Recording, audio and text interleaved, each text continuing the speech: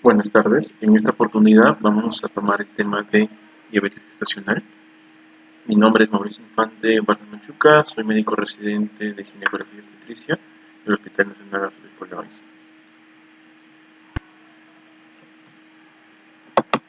Bueno, entendemos por diabetes gestacional aquella patología que genera una intolerancia a la glucosa en la madre y como consecuencia de ello genera también a la vez patologías fetales, aumentando la morbimortalidad neonatal, ¿no? Esta patología constituye una alteración metabólica siempre relacionada al embarazo y aproximadamente 1% de todas las mujeres embarazadas presenta diabetes mellitus pregestacional.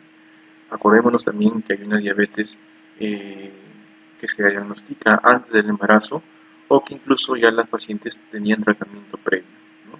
Y otra que se diagnostica durante el embarazo, que es la llamada diabetes gestacional. Entre la población gestante que padecen diabetes, 87% tienen diabetes mellitus gestacional, 7%, 7% más o menos referidas a diabetes tipo 1 y el 5% diabetes tipo 2.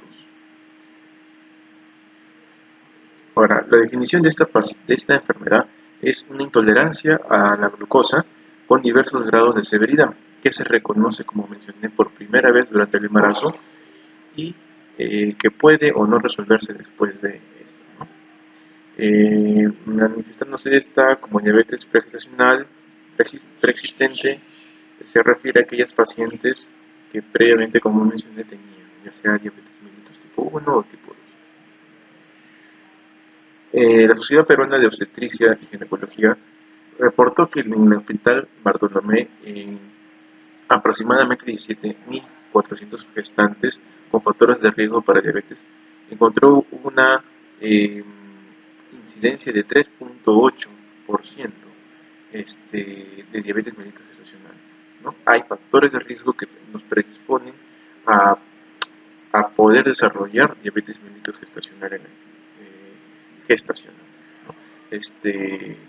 Y que incluso nos darían más probabilidad de poder que pueda aparecer la patología durante este periodo del embarazo. Entonces, los factores de riesgo que nos permitirían sospechar o nos permitirían indagar más sobre esta patología en las pacientes están sobre todo aquellas personas que tienen 30 años a más, ¿no? Aquellas pacientes que hayan tenido una historia previa en el anterior embarazo de diabetes mellitus gestacional, que hayan tenido trastornos hipertensivos del embarazo, que hayan tenido fetos o recién nacidos bebés macrosómicos, ¿no? O con malformaciones cardíacas, malformaciones fetales, que hayan usado medicamentos de acción hiperglicemiante, o sea, son unos medicamentos que elevan el azúcar, pacientes obesas, ¿no? Decimos obesas nosotros a aquellas pacientes que tienen un índice de masa corporal más de 30, o aquellas pacientes que hayan tenido historia familiar de diabetes en aquellas pacientes de primer grado, ¿no? Estamos hablando de mamás, papás o hijos, ¿no?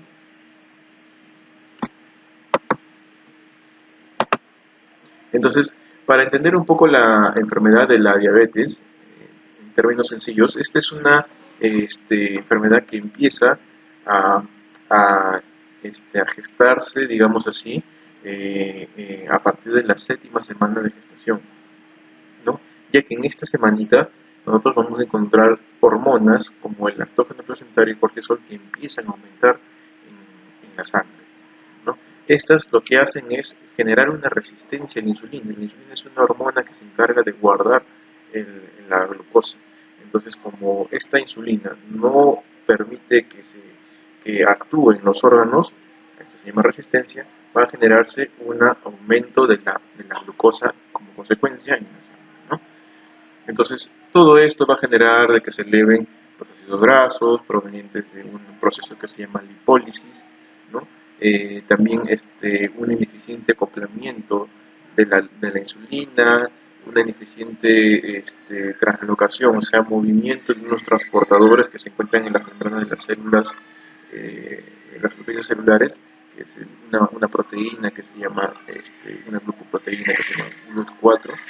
Todas estas van a desencadenar que haya trastornos que generen la glucosa elevada en la mamá.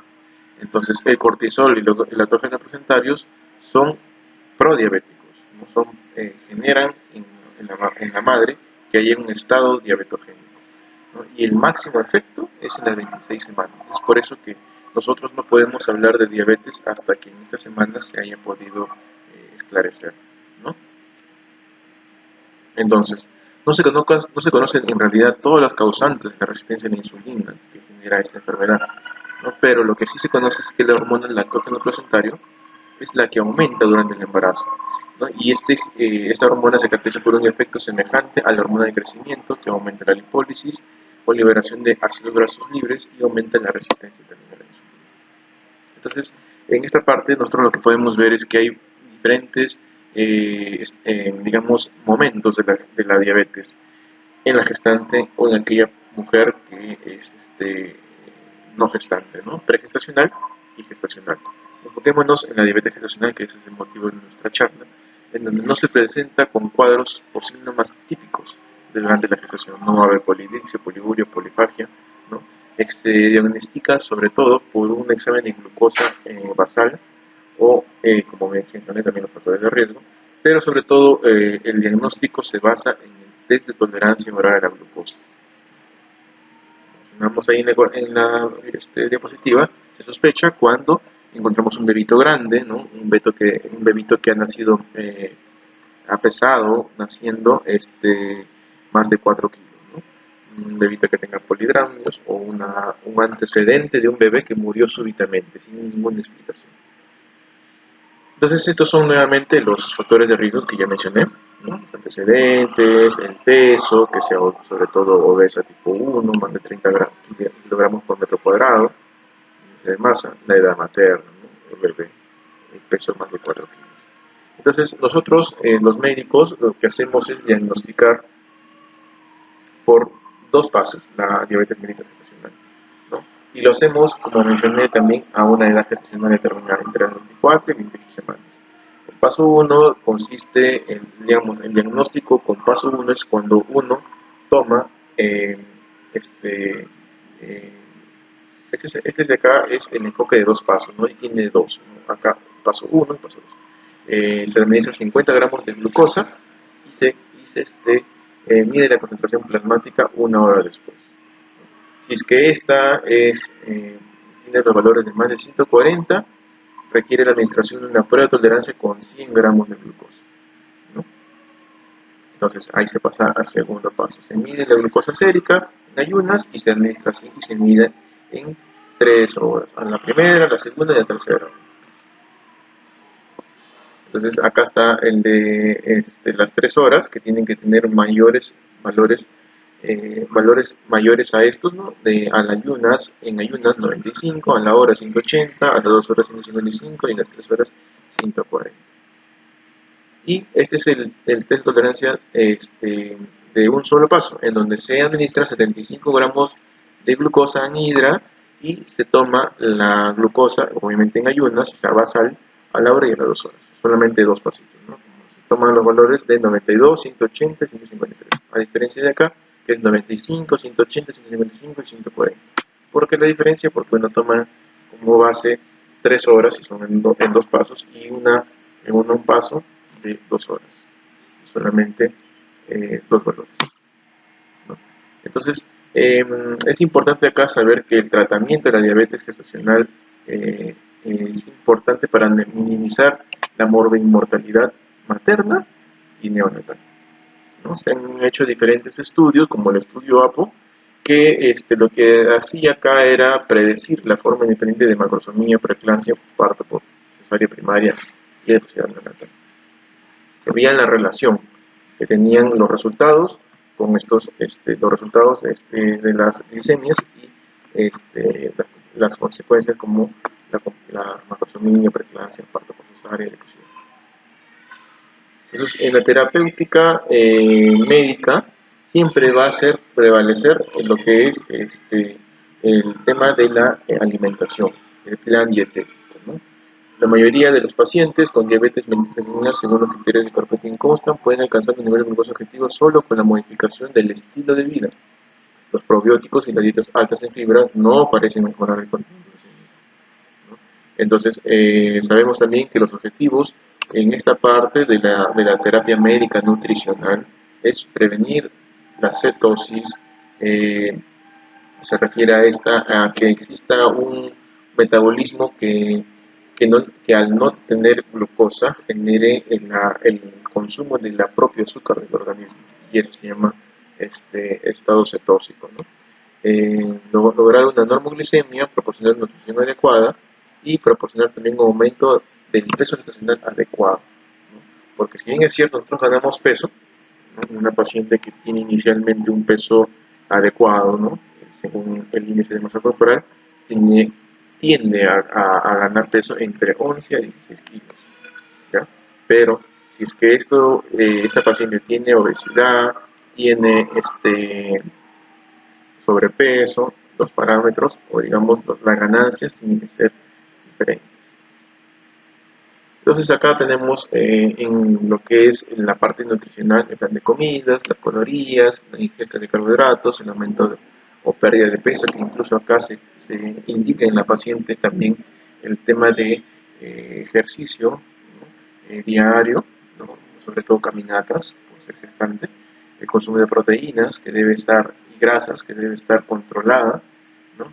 Aproximadamente en caso de proteínas un 20% de las calorías y grasas también un 40%. Y la parte de la farmacológica, ¿no? De la terapia, ¿no? O sea, acá nosotros utilizamos lo que es la insulina, que es un medicamento que permite ajustar la dosis en función de la glucosa y es segura para este efecto. La metformina, que también de liberación prolongada, que también tiene efectos en las glucosas, y la familia de las gliburidas o glibencamidas, que también se pueden usar, ¿no? Entonces, en el caso de hay ensayos aleatorios en comparación con la insulina. La metformina reduce el aumento de peso durante la gestación, peso reducido al nacer, riesgo de reducido de macrosomía, menor riesgo de hipoglucemia neonatal, riesgo reducido de hipertensión inducida por el embarazo, aumento del índice de masa corporal de los hijos y adiposidad a mediados de la infancia. Y en el caso de la gliburida, genera un aumento del peso medio al nacer, mayor riesgo de macrosomía, aumento de la frecuencia de hipoglucemia neonatal, mostró tendencias hacia un mayor riesgo de un recién nacido grande para la gestacional y menor aumento de peso gestacional materno. Bueno, con esto nosotros eh, podríamos enfatizar que la diabetes gestacional es una enfermedad, patología gestacional, ¿no? Que tiene que ser diagnosticada a tiempo. También existen los criterios diagnósticos que se toman, como les mencioné, entre las 24 y 28 semanas, pero ¿qué pasa con aquellas pacientes que inicialmente sus controles prenatales tenían, digamos, cosas antes, elevadas?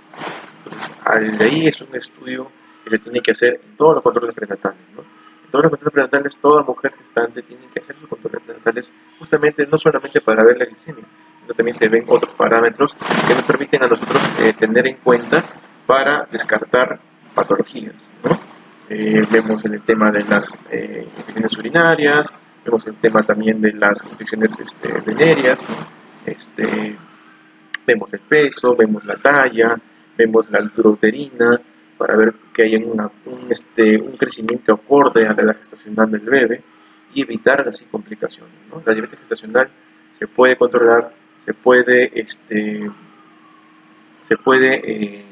detectar a tiempo y se puede tratar, ¿no? Y además también de eso, como mencioné, se puede tratar con medicamentos para que de esa forma evite la mortalidad en el bebé, ¿no? Nosotros sabemos muy bien de que una de las complicaciones mucho más riesgosas en la diabetes gestacional es que exista un óbito fetal, una muerte súbita en el bebé. De esa manera nosotros evitamos este tipo de complicaciones, detectando a tiempo a estas gestantes con este tipo de riesgo. Muchas gracias.